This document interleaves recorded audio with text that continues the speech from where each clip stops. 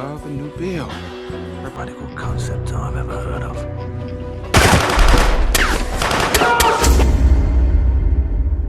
Halo para pecinta aksi sejati, selamat datang kembali di Bumpers, channel paling kece yang siap bikin jantung kalian deg-degan tiap detiknya. Hari ini kita bakal ngebahas film action yang bukan cuma penuh ledakan, tapi juga dipenuhi aksi brutal, plot twist tajam, dan tokoh utama yang bikin musuh gemetaran. Jadi, siap-siap sandaran bantal, karena alur ceritanya bakal bikin kalian nggak bisa duduk tenang.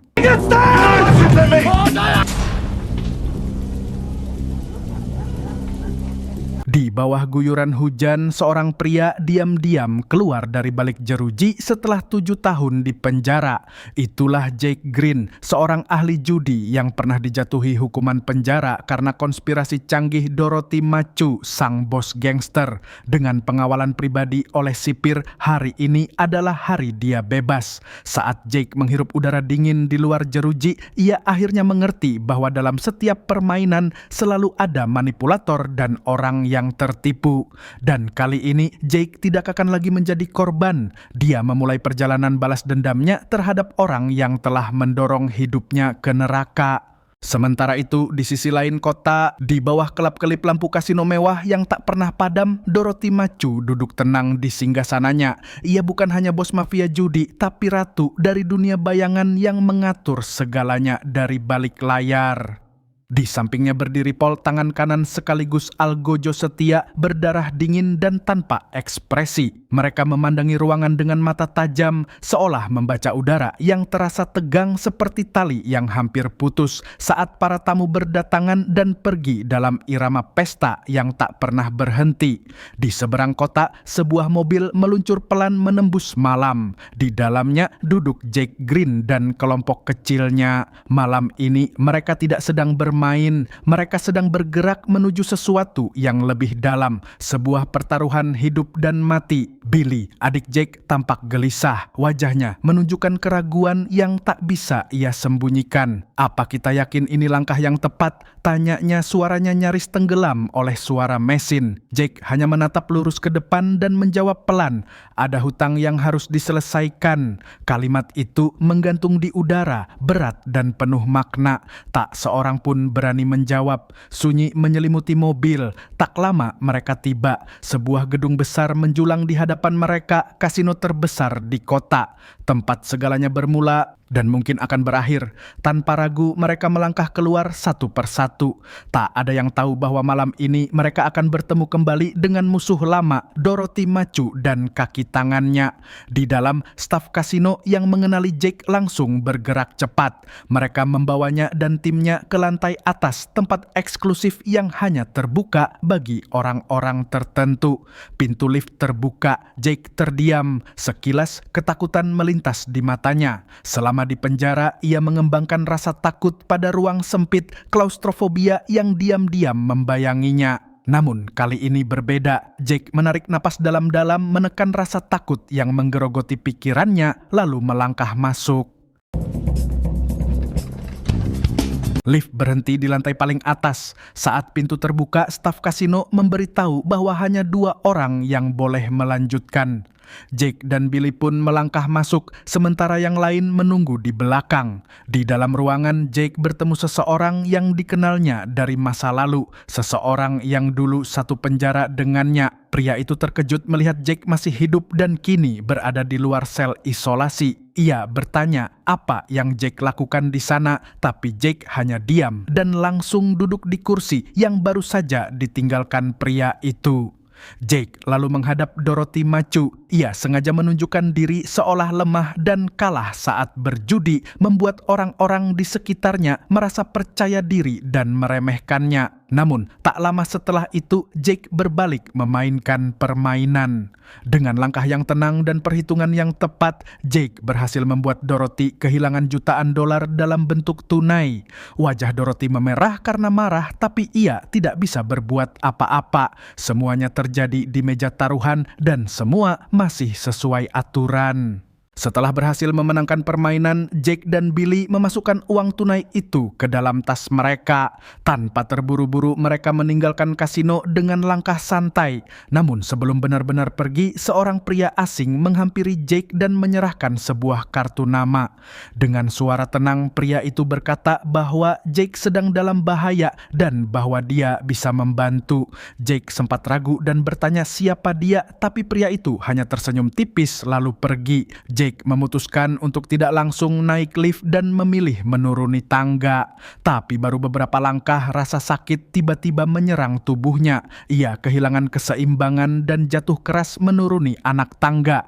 Tubuhnya menghantam tiap anak tangga dengan keras. Di tempat lain suasana berbeda. Dorothy masih dipenuhi amarah. Harga dirinya sebagai bos telah dipermalukan di depan banyak orang. Ia meluapkan kemarahannya kepada Paul lalu segera mengeluarkan perintah. Cari dan awasi setiap anggota kelompok Jake. Tidak boleh ada yang bergerak tanpa sepengetahuan mereka.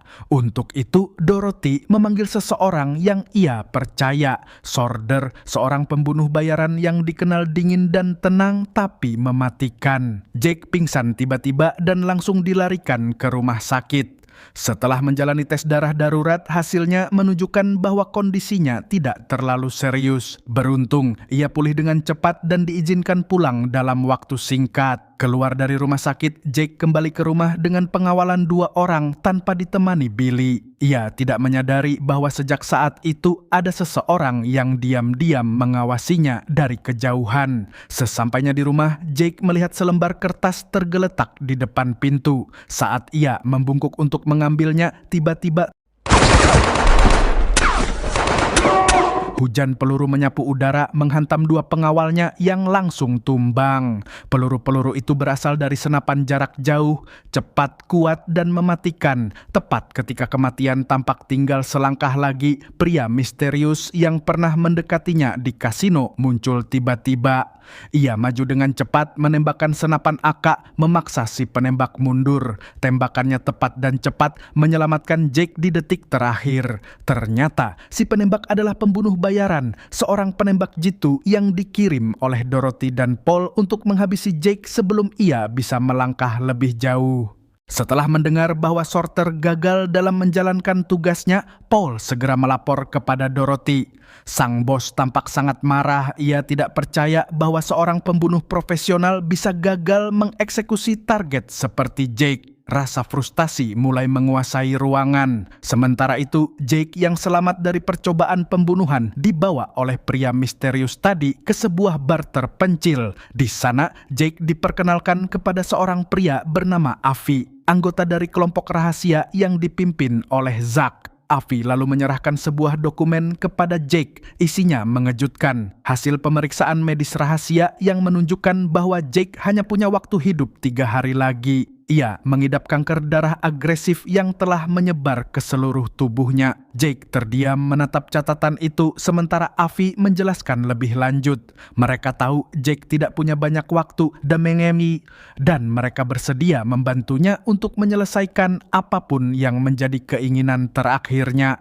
Namun bantuan itu tidak datang tanpa syarat. Avi menyebutkan 2 hal yang harus dipenuhi Jake. Pertama, menyerahkan semua uang yang baru saja dimenangkan di kasino. Kedua, Jake harus sepenuhnya patuh pada semua perintah dari Zack atau Avi tanpa bertanya, tanpa menolak.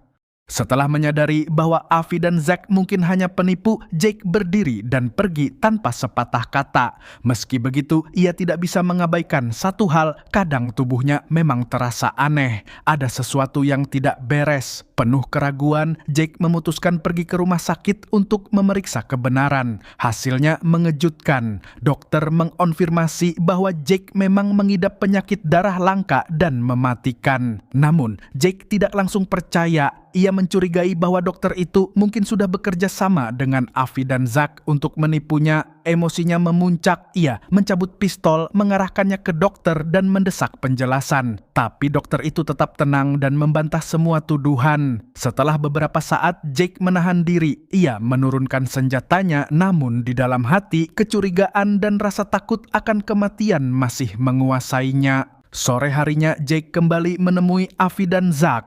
Kali ini ia membawa sekantong besar uang sesuai dengan syarat yang mereka ajukan sebelumnya. Sebagai gantinya, Avi dan Zack sepakat untuk membantunya membalas dendam terhadap Dorothy dan Paul. Avi menerima uang itu dan menganggap kesepakatan telah sah.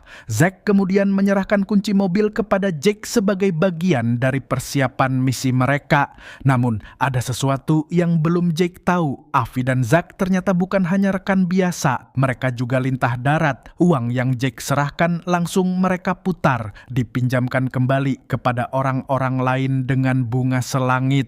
Di titik pertemuan, Jake menyerahkan sendiri tas berisi uang kepada seorang debitur, lengkap dengan peringatan tentang bunga tinggi yang harus dibayar. Itu adalah tugas pertamanya dalam peran barunya. Setelah tugas selesai, Jake diam-diam mengikuti Avi dan Zack kembali. Kini ia secara resmi menjadi bagian dari kelompok mereka. Dari seorang mantan penjudi, Jake berubah menjadi penagih utang. Avi hanya berkata singkat, "Sabar saja urusan dengan Dorothy, biar kami yang urus." Dalam perjalanan pulang, Avi dan Zack mulai penasaran. Mereka bertanya pada Jake tentang siapa sebenarnya Dorothy dan mengapa dia menjadi target balas dendam. Dengan nada dingin, Jake menjelaskan, Dorothy Macu adalah bos mafia judi yang licik. Ia punya banyak mata-mata setia yang siap melakukan apa saja demi melindungi kepentingannya. Dulu, Dorothy menguasai kasino besar dengan permainan curang yang membuat para penjudi berpengalaman pun satu persatu kalah di tangannya. Awalnya, Jake menolak terlibat. Namun, ketika anak buah Dorothy mengancam Billy dan putrinya, Jake tidak punya pilihan selain menerima undangan untuk bergabung dalam permainan. Di meja judi, Jake langsung menunjukkan keahliannya. Ia mengalahkan George, lawan kuat yang dikenal banyak orang. Tapi setelah kalah, George menghina ibu Jake dan Jake kehilangan kendali. Ia menembak kaki George di depan semua orang. Tak lama setelah insiden itu, seluruh uang taruhan dalam kasino menghilang secara misterius. Jake dituduh sebagai dalang pencurian. Ia dijadikan kambing hitam dan dijatuhi hukuman penjara selama 7 tahun di sel isolasi. Namun, penderitaannya tidak berhenti di sana. Selama Jake di penjara, anak buah Dorothy terus menebar teror. Salah satunya menyebabkan istri sepupu Jake dibunuh secara brutal. Dari titik itulah Jake mulai sadar bahwa semua ini bukan kebetulan. Semua adalah bagian dari konspirasi besar yang telah dirancang oleh Dorothy sejak awal untuk menjatuhkannya secara perlahan dan kejam. Di sisi lain kota, Dorothy dan Paul mendatangi rumah rekan bisnis mereka, Gold, untuk meminta perpanjangan waktu pengiriman barang. Namun, yang mereka temui bukan Gold, melainkan asistennya, Lily Walker, bersama seorang ajudan. Dorothy mencoba membujuk. Ia menjelaskan bahwa pengiriman bubuk putih mengalami kendala dan membutuhkan waktu lebih. Tapi Lily bersikap dingin. Ia menolak permintaan Dorothy dan menegaskan bahwa Gold tak bisa menunggu terlalu lama. Banyak pihak lain yang sedang menunggu kesempatan untuk menggantikan posisi Dorothy. Sementara itu, Jake kembali menemui Avi dan Zack. Ia membawa 2 tas besar berisi uang tunai sebagai bagian dari kesepakatan mereka. Saat mereka duduk bersama, Jake mulai membuka sedikit kisah dari masa lalunya, 7 tahun saat ia di penjara. Selama waktu itu, Jake hanya percaya pada 2 orang, seorang grandmaster catur dan seorang seniman ulung.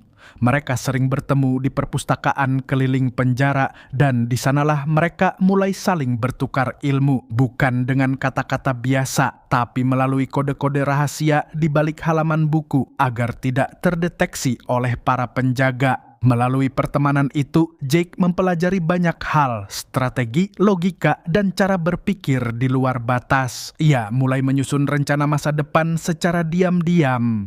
Kedua temannya bahkan berjanji akan selalu mendukungnya. Janji itu tampak nyata, hingga suatu hari mereka menghilang begitu saja, kabur dari penjara tanpa meninggalkan jejak. 2 tahun kemudian Jake sendiri dibebaskan, tapi yang menantinya adalah kenyataan pahit. Tempat persembunyian uang yang dulu ia jaga rapat-rapat telah kosong. Semua uangnya diambil, dan pelakunya tidak lain adalah 2 orang yang paling ia percayai. Mereka meninggalkan pesan pendek namun menyakitkan.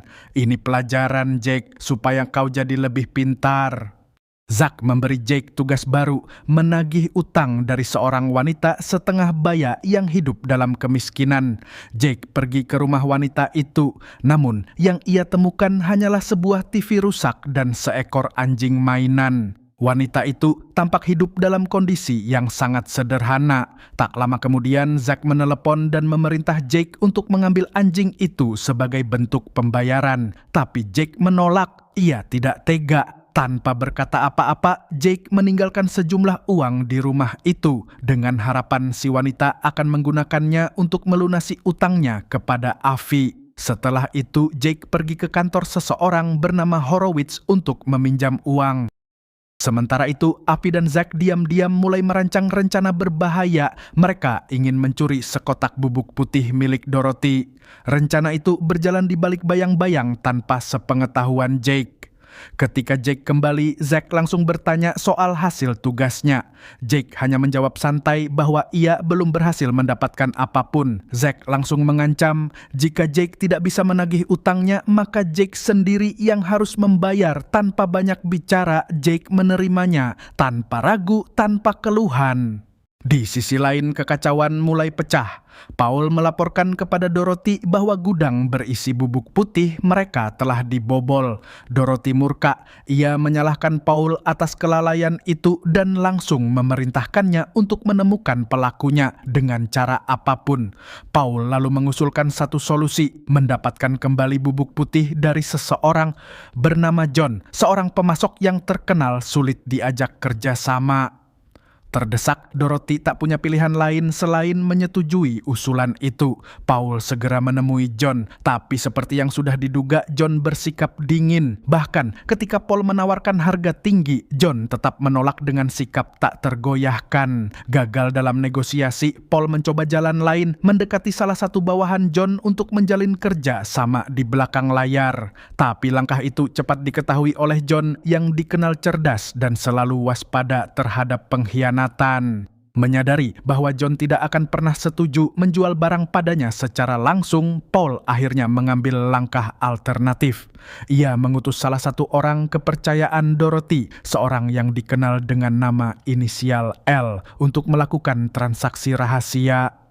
Targetnya, gong bawahan John yang punya akses langsung ke barang. Lokasi, sebuah hotel terpencil. L membawa sejumlah besar uang dan misi mereka jelas menukar uang itu dengan bubuk putih tanpa sepengetahuan John. Sementara itu, rencana berani sedang dijalankan. Jake bersama Avi, Zack, dan seorang wanita bernama Doreen menyamar sebagai petugas kebersihan.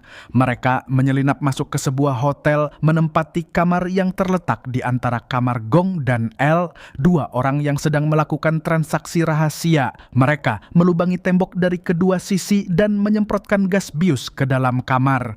Dalam hitungan detik, kedua target tumbang. Tim Jake langsung bergerak cepat, mendobrak masuk, mengambil seluruh bubuk putih, serta menyikat uang tunai dan jam tangan mewah sebelum mundur dengan aman. Keesokan paginya, Avi dan Zack membawa Jake ke kantor Horowitz untuk menagih utang. Tapi di tengah perjalanan, Jake menerima telepon dari Billy. Suara di ujung sana terdengar cemas. Billy memperingatkan Jake untuk menjauh dari Avi dan Zack karena mereka sebenarnya adalah anak buah dari bos mafia misterius bernama Gold. Sosok yang kuat, kejam, dan tak pernah menunjukkan wajahnya ke publik. Jake hanya terdiam, tapi pikirannya mulai penuh tanda tanya. Sesampainya di kantor Horowitz, kebimbangannya berubah menjadi kengerian. Di depan matanya, Zack dengan tenang menembak mati seorang pria.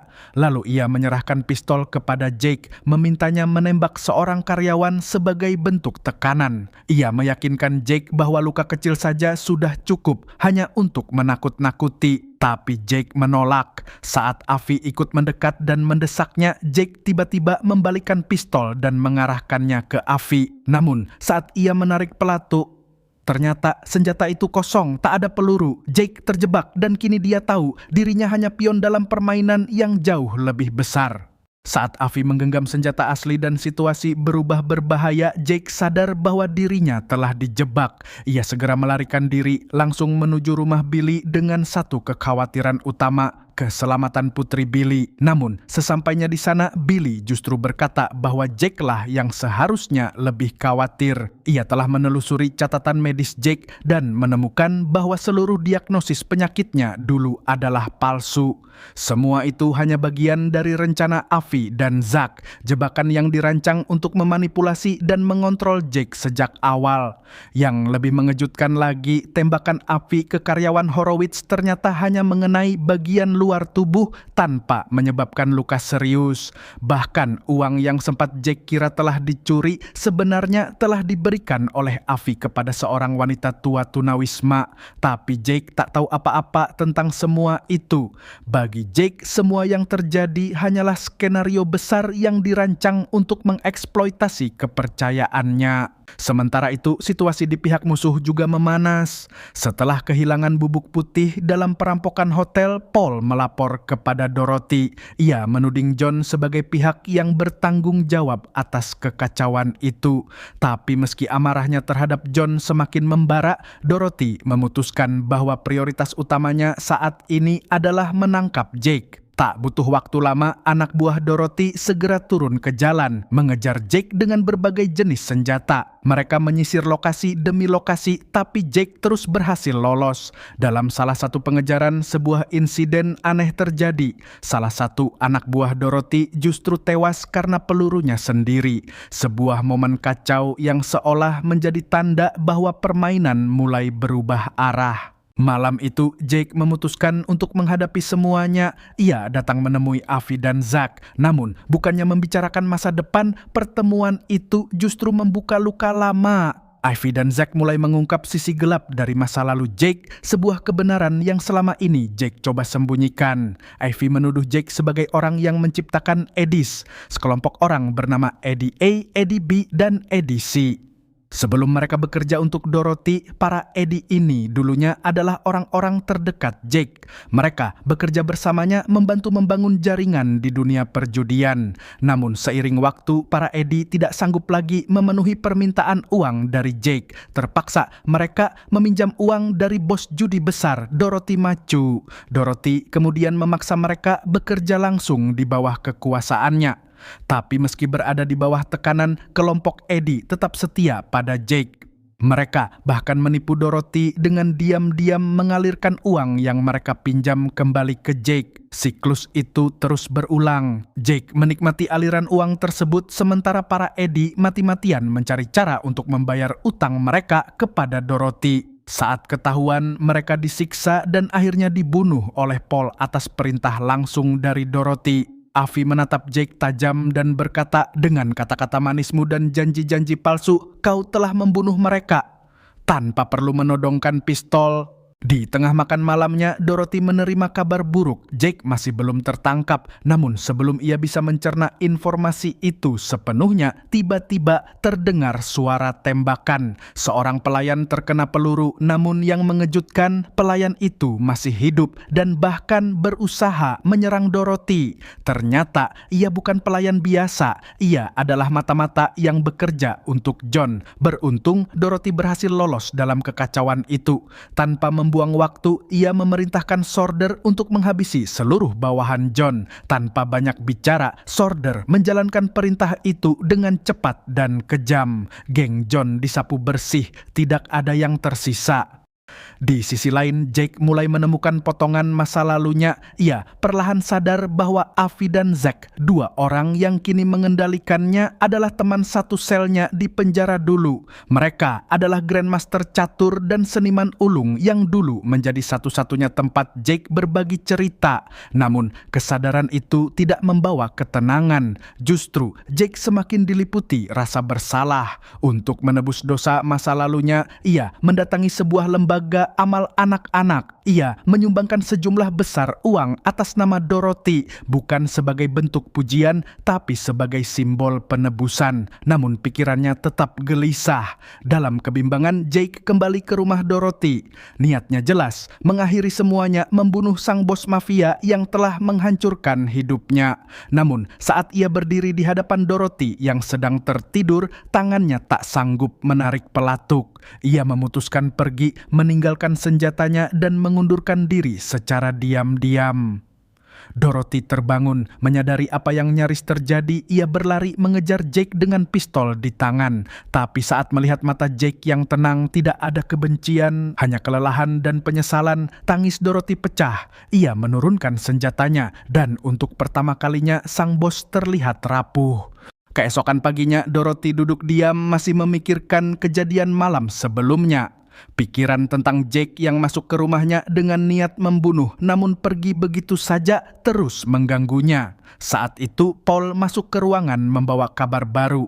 Ia melaporkan bahwa John dan semua kaki tangannya telah berhasil disingkirkan. Sekarang seluruh bubuk putih milik John bisa dikuasai tanpa perlawanan. Namun bukan itu yang paling mengejutkan. Paul juga menyerahkan laporan tentang seseorang yang menyumbangkan uang ke badan amal anak-anak atas nama Dorothy, dan juga orang dalam yang terlibat dalam kasus hilangnya bubuk putih milik Gold. Itu bukan John, itu Jake. Dorothy marah besar, merasa dikhianati dan dipermalukan. Ia memerintahkan Paul untuk segera menemukan Jake dan menggunakan Billy sebagai alat untuk menekannya. Paul dan Sorder langsung menuju rumah Billy. Namun saat mereka hendak menyiksa putri kecil Billy, sesuatu yang tak terduga terjadi. Sorder menolak. Ia menolak menyakiti anak itu. Tapi penolakan itu membuat Paul geram. Tanpa ragu ia menembak Sorder. Gadis kecil itu kemudian dibawa pergi. Setelah mengetahui lokasi penyekapan, Avi dan Zack menyusun rencana terakhir. Mereka meminta Jake untuk mengkonfrontasi Dorothy, bukan dengan kekerasan, tetapi dengan mengirimkan bubuk putih milik Gold ke markas sang bos. Sebuah pesan yang lebih dari cukup untuk membuat Dorothy kehilangan kendali. Jake datang dengan tangan kosong, hanya membawa satu senjata. Ia memasuki ruangan dan melihat keponakannya disekap, tapi ia tidak bereaksi dengan kekerasan. Ia hanya berdiri, menatap Dorothy dengan tajam, tenang, dan tanpa rasa takut. Tatapan itu mengguncang Dorothy. Ia melihat semua kesalahan, pengkhianatan, dan kehancuran yang pernah ia ciptakan kini berdiri di hadapannya. Dan di momen itu Dorothy membuat keputusan yang tak terduga. Alih-alih menembak Jake atau keponakannya, ia mengarahkan pistol ke dirinya sendiri dan mengakhiri hidupnya. Nah, itu dia alur cerita penuh aksi dan ketegangan dari film kali ini. Gimana? Udah cukup bikin adrenalin kalian naik turun kayak roller coaster kan? Kalau kalian suka dengan alur ceritanya, jangan lupa kasih like, subscribe, dan nyalain loncengnya biar nggak ketinggalan film-film seru lainnya dari Bumpers. Sampai jumpa di cerita selanjutnya yang pastinya lebih meledak, lebih sadis, dan lebih seru.